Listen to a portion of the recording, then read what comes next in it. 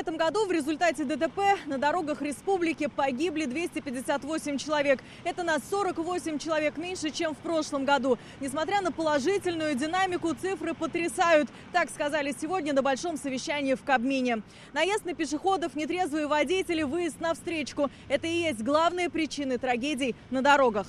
Вот самый последний пример. Эти фото сделаны сегодня в 7 утра. На трассе Шали-Сорочьи горы водитель иномарки выехал на встречную полосу и столкнулся с другим автомобилем. Погибли сразу 3 человека. На территории 11 муниципальных образований ситуация далеко не благополучная, как в целом по республике. И в этих муниципальных образованиях цели национального проекта достичь не удалось. По национальному проекту «Безопасные и качественные дороги» смертность на дорогах должна снижаться год от года. В этом Татарстан уложился в показатели. По словам министра, в стране лишь 4 региона сумели выполнить поставленную задачу. Это Москва, Московская область, Ханты-Мансийский автономный округ и наша республика. За 10 лет в Татарстане удалось снизить количество ДТП более чем в 2 раза. Почти настолько же количество погибших. Как сегодня сообщили на комиссии, это результат системной работы. Погибло 713 год, 709.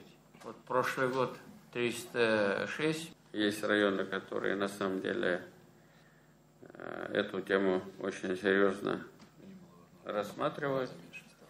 Поэтому вот Алексей Валерьевич вместе с Асхатом Ахмедовичем вот по тем районам, где у нас есть, значит, они должны почувствовать, что они не дорабатывают. В этот список попали Агрыз, Актаныш, Высокая гора, Зеленодольск, Лениногорск, Менделеевск, Спасский район и другие. Причины все те же – встречка, наезд на пешеходов и пьяная езда. В Казани на улице Минской только на этой неделе очевидцы сняли на видео водителя, который в буквальном смысле вывалился из машины. По опьянению здесь результаты по травматизму улучшились. 194 ДТП.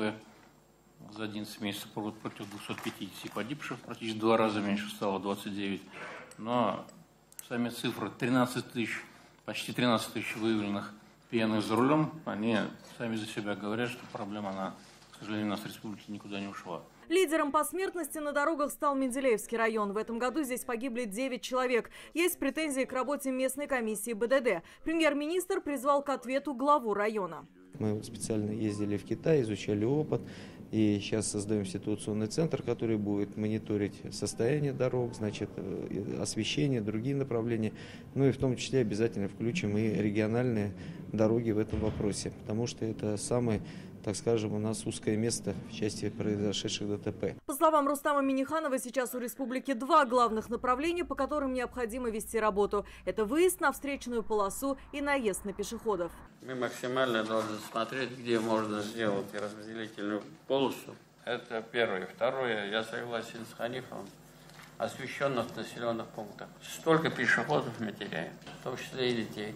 Будут разделять встречные потоки, продолжат использование шумовых разметок и беспилотников. Особое внимание Раис Республики просил уделить детям, любителям самокатов и мотоциклистам.